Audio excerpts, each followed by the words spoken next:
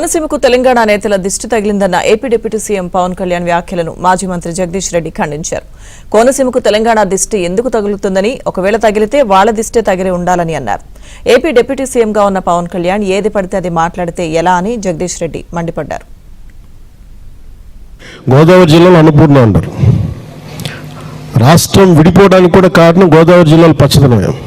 ఆ శాపం తగిలేసినట్టుంది. ఈరోజు గోదావరి జిల్లాలో మొత్తం కొబ్బరి చెట్లతోటి, తెలంగాణ నాయకులంతా అంటే కొబ్బరి చెట్లతో చాలా ఆనందంగా ఉంటుంది. మీరు ఏమంటుందని పచ్చదనంతో చాలా బాగుంటుందండి. ఈరోజు కొబ్బరి చెట్లు ముండలు కూడా లేవు, అంత దిష్టి తగిలింది కోనసీమకి.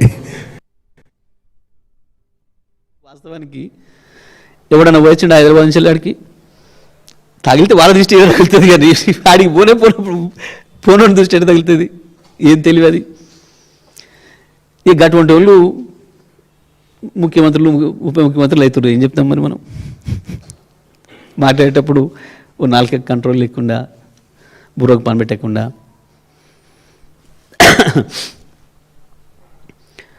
రోజు వస్తే వచ్చిపోయేటోళ్ళు వందలాది వేల మంది అక్కడి నుంచి వాళ్ళు హైదరాబాద్ను చూసేది వాళ్ళు. ఏమంటాం మనం? నరదృష్టి పడింది అని అంటాం చాలా విషయాలలో. చూసి వస్తానికి బాగా ఎక్కువ మంది చూసిపోతే ఓ చేనెమ్మడి పోతుంటే బాగుంది చేను అని చెప్పి అంటారని చెప్పి పాపం దిష్టి బొమ్మలు కట్టుకుంటారు. మరి కట్టుకుంటాం, ఆయన దిష్టి బొమ్మ ఎవడొద్దన్నాడు, మనం ఆపినామా? పిచ్చి మాటలు, తెలివి తక్కువ మాటలు.